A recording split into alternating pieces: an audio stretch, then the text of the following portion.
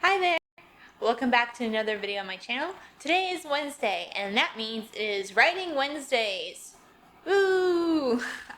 So I've been really, I love making videos for this series. I'm really proud of myself for sticking to it because we all know on this channel I'm not really one for routine.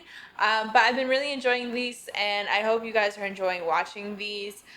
Today's episode we're going to be talking about something that's really challenging to me, and so I figured maybe there could be other people who might need help with this as well, and that is writing dialogue. So if you're looking for tips for writing dialogue for various characters, just keep on watching.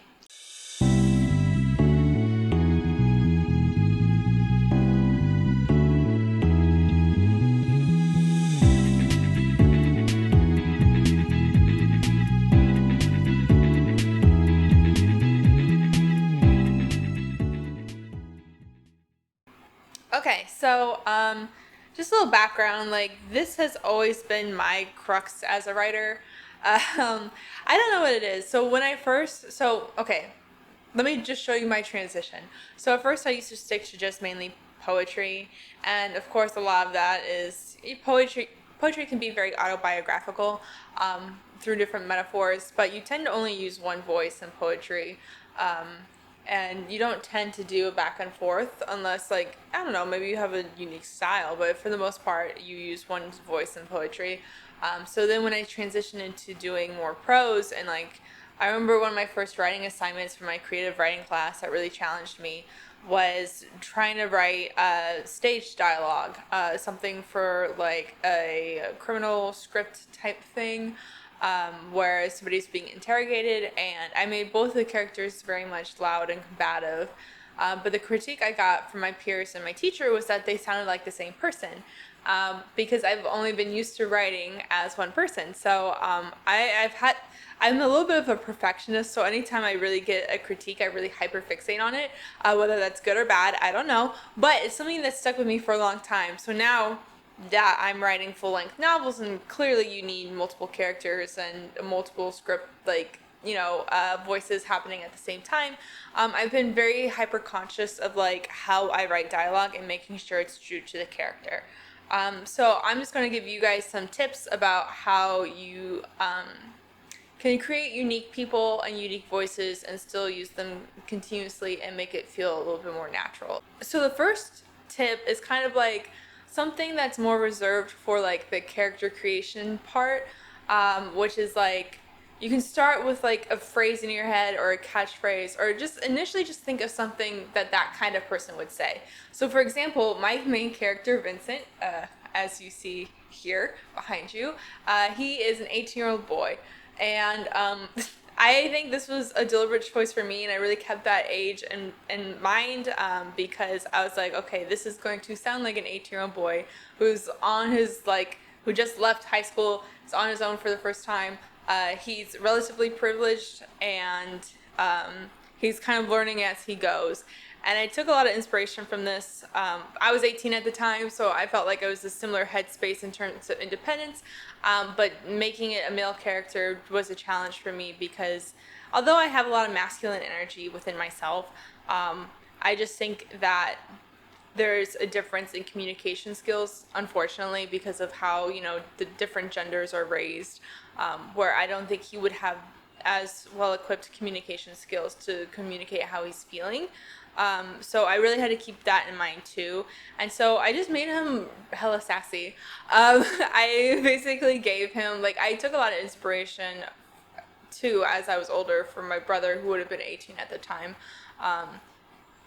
Just not necessarily in terms of personality or anything like that, but just how he speaks. And I really tried to roll with it. The whole humor as a form of deflection, I felt is a main staple within this character himself, and I feel again that speaks to me and the people I know as well. So yeah, you want to still write something that you can write, that you were okay, I have relative experience with this type of person, so I think that I can do this in a genuine way. But it also helps to pick somebody a little bit different from you. Or if you, again, if the main character is an autobiography of you, go off, do whatever you want.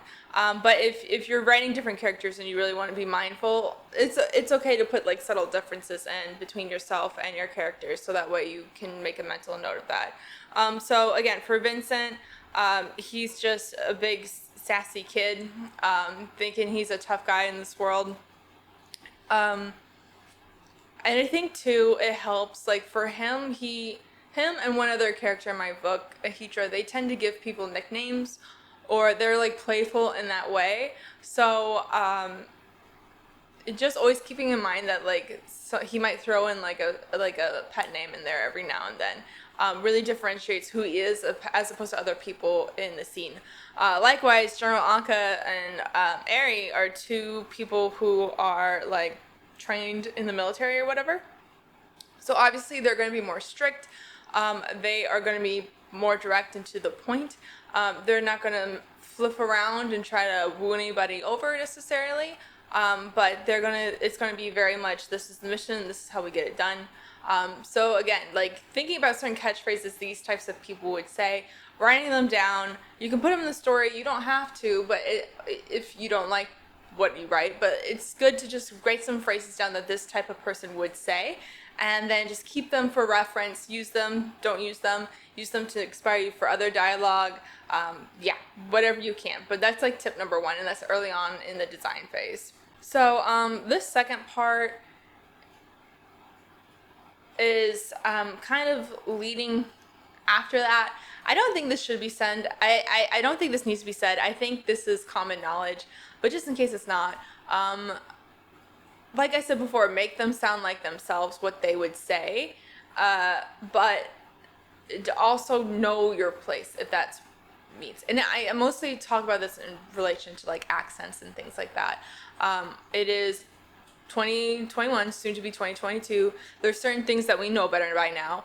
I remember some of my favorite books include like phonetics and just like accents, but I love them because of stylistically how different they were. I felt like they were really immersive, and you really get a sense of becoming part of this community, as opposed if somebody were just write it in like pure English, you know. Some of my favorite authors do that, especially like the ones that come to mind tend to be authors that were Black women from the South, and so when writing about their own communities, they would use accents that way. Now, I have to stress that this would be wickedly inappropriate for me to do. As a white woman from the North, it can get really offensive real fast if I were to try to attempt to do that. Now, if I was speaking to writing from my own group, my own audience, right, and writing in an accent that I belong to or an in-group thing, yes, that's fully immersive. But it's really important that it's okay to write characters from different backgrounds, but as long as they don't become caricatures. And I feel like that accents are a quick way to get your characters become heavy caricatures. Not to say that they can't use slang. A lot of my characters use slang, especially, I mean, it's more pertinent to certain people as opposed to others. But they're young people, they're going to use slang. Like, that's totally fine to do. But also just being aware of like where slang also comes from and what groups would be saying certain words and what groups wouldn't be saying certain words. It's important to be authentic, but also like knowing your place and just making sure that you're not trying to write any sort of stereotypical characters or something that has negative connotations with a group of people. I just want to stress that out there. I'll talk about it in my character design video too. This isn't to negate people from writing to people of different backgrounds. It's just one of those things that's like, you know, just making sure you're respectful and that your work is appropriate. Okay, so this also, part 3, kind of relates to part 1 a little bit, but it's like writing snips of dialogue down as you go for future use. This is something that has helped me tremendously, especially within my own book. So I don't know how you guys write, if you're more traditional pen and paper or not, but I write on my laptop, right? I have my Google Doc open and I just go. And it's easy to scroll in the beginning to reference things you've already written, right, to keep track of a timeline, but at some point in time, your script's going to get super long. My book was, I think, so it's 336 pages in print, but it was over 400 pages on electronic screen or something like that. But that's still a lot regardless. So as you'd imagine, that's a lot to scroll through in a short amount of time. What I did in terms of like keeping everything straight in my head, because I had multiple characters going at once, this is something that I'm not used to quite yet at that time. I would just write down things that they said that I felt like really reflected their character, and just kind of like make a list based on each character and something they said. So that way, when I'm writing future dialogue, I kind of get the vibe of like who they are, and I keep remembering that. And then, you know, you pick something based on, or you keep writing things based on that vibe. And if you find something you like, you keep it there. That was extremely helpful for me in the beginning when I was still trying to formulate who these people are, because, you know, some characters pop up out of nowhere and you're like, okay, I'm still trying to figure you out. I'm learning about you just as much as I am, like the reader is. You just want to keep track of that. And I found that to be extremely helpful. So my fourth tip for you guys is, again, something kind of basic, but like, don't be afraid to rewrite things you've done. I cannot tell you how many times I've rewritten one sentence or one passage or one little bit of dialogue, just because it's important to like make sure it looks right, but also it sounds right. And although like not all of our books are going to be read out loud by readers all the time, that is a possibility. And so you want it to just not, it's easy to make it awkward if you're a descriptive writer like me. I want to make sure that they sound natural, that this sounds like somebody would say, but also looks good on paper. So sometimes it's hard to find that balance depending on the context of, you know, what you're writing. And it's okay to rewrite things over and over again. I think I've spent literally like an hour on one dialogue set before, just trying to make it right.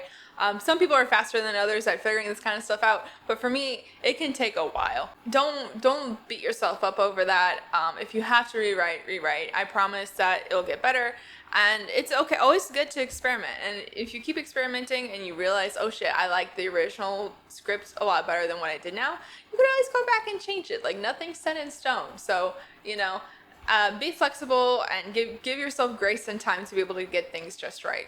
The last tip I have for you today, I think is really important, and this is something I'm working on now because I'm currently writing the sequel to Cursed Fate, which was a book. Cursed Fate was really good about setting the tone for the universe and the rules of the universe that I'm writing, and like getting to know the characters and everything like that. But it's all really sort of surfacey.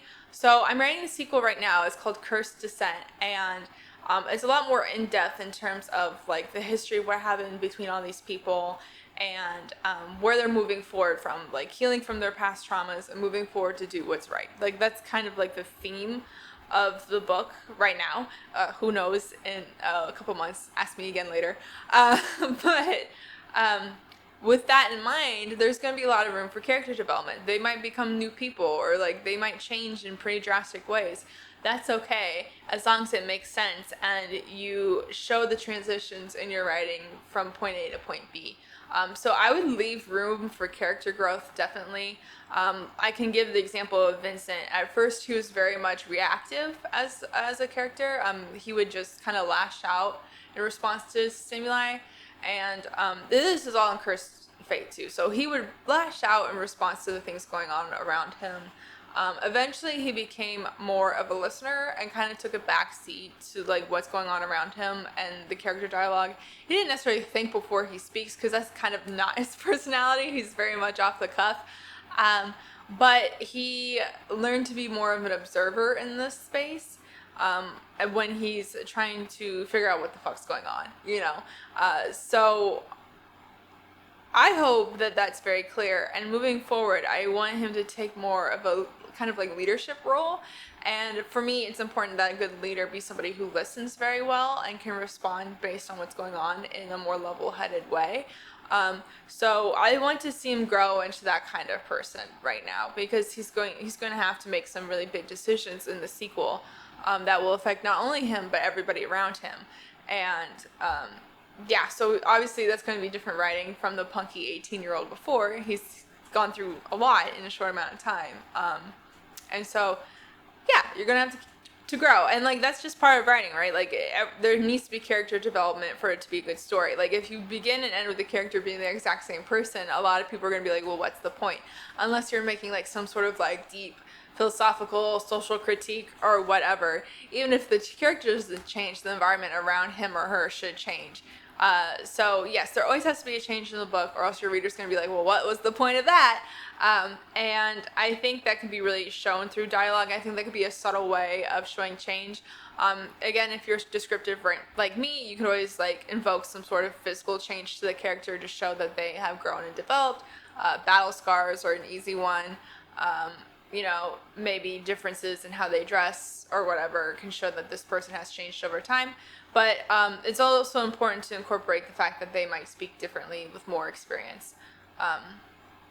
Or they might like regress, because that's also an option. You can also show character regression. So you can have somebody who's on top of the world and their whole life goes to shit, and they're going to speak differently when their life goes to shit as opposed to when they're doing well. And yeah, just keeping all that kind of stuff in mind, knowing that like nothing, like your character should be somebody who, although has like a unique voice, somebody who changes over time, and they might change in terms of personality or, you know, whatever that may be. I guess that's all the tips I have for you guys today. Again, if you want more practice of like dialogue writing, I could try to set up a way where we can like craft dialogue together. I think that might be a fun exercise to do on a platform that lets you go live more often. I think YouTube, correct me if I'm wrong, I think YouTube is now implementing that feature, but I don't know how successful it is on this platform. But I know I can do Instagram lives, or I can do lives on TikTok. If you don't follow me already, you really should. And maybe we could do something like collaborative writing on different days, and we can work on sentence structure and building, or like dialogue building. We can create our own characters. We could do something like that, just as like different exercises to kind of help each other out in terms of our writing progress. I think that'd be really cool. I'd like to get that set up eventually. It just depends on like how many of you are interested. So if you are interested in that, just comment down below and let me know. Also, if you want to get the word out there about this little like Writers Wednesdays type series, you can like the video, comment down below, like literally anything, and just be nice. You can share this with a friend who might also be interested in writing, or you can subscribe to the channel. Please, please, please. That would really help me out, because higher subscriptions tend to get pushed in the algorithm, and if that happens, then we can reach more readers and writers and work together on these sorts of projects. So it would be really great for all of us if you subscribe to the channel. And until next time, thanks. Bye.